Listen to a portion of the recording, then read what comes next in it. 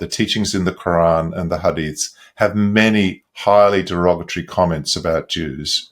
For example, there's a tradition that Muhammad told his followers, if you find a Jew, kill him, kill anyone who comes under your power. And the Jews are said in the Quran to be almost subhuman. Allah changed them into apes and pigs. They're said to be warmongering, but lacking in courage. They're said to be untrustworthy. You can't form a trustworthy pact with Jews. They are the source of all wars in the world. So what you see, and I read every day reports of sermons from the Middle East or from America or across Europe from Muslim sermons, is again and again these ideas in the Quran are injected into public discourse across the Muslim world, speeches by parliamentarians. There's a real belief that the Jews are evil, that they are treacherous, that they want to start wars, that you can't enter into peace agreements with them. This dehumanizes them, and it continually drives the war. Because if this is an enemy which is inherently warmongering and also cowardly at the same time, you've got no other choice really but than to fight them. So, yeah, unfortunately, the Jews and also people that have left Islam are really intensely disliked in the Quran and the Sunnah.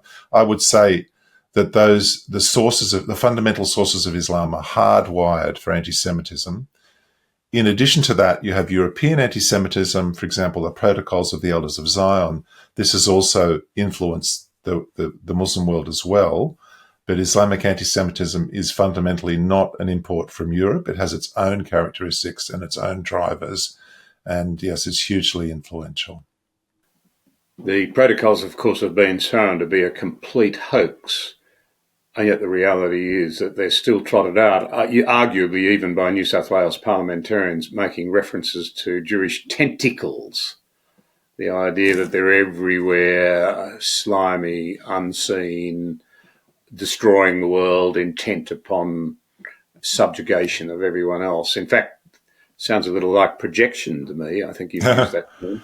Yeah, I think the Islamic view is that Jews are weak, contemptible, warmongering, but cowardly. They love life more than death, and they won't fight if you're pushed.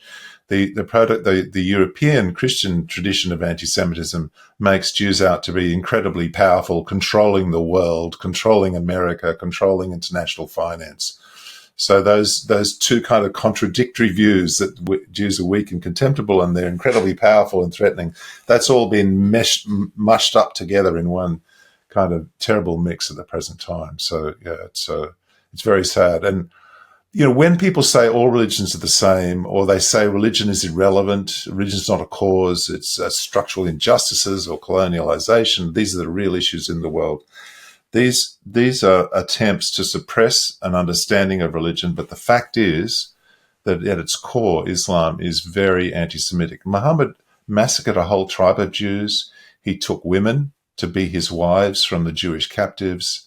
There is kind of his example is very clear. In fact, radical Muslims often chant, "You remember Khaybar, and remember Khaybar. The armies of Muhammad are coming back to destroy the Jews." And this is citing an example where Muhammad attacked and defeated Jews. So yeah, this is part of the problem. It's a religious stream that Islam has never come to terms with. It's never really been acknowledged properly.